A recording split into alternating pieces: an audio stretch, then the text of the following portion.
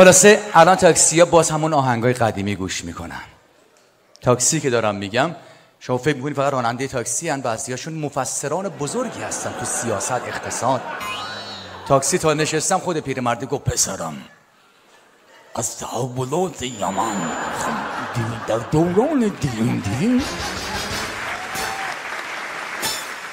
گفت میخوام از تحولات یمن بگم 40 دقیقه طول میکشه، اگه وقت داری بشین بعد وقت ما رو بگی. منم دیدم وقت دارم و چقدر زیبا گفت. حالا من اینو برای غلامرضا احمدی گفتم، این جوگیر شد. میگفت تا نشستم تو تاکسی زدم رو پای راننده گفتم داداش سوریه چه خبر؟ گفت برو گم شو پایین. برو گم شو. گفتم چرا شاکی شدی؟ گفت تاکسی سبزا فقط خبر ورزشی. سیاسی میخوای زردار سوارشون، ما کار هم دخالت نمی‌کنیم. هاشون با هم. آها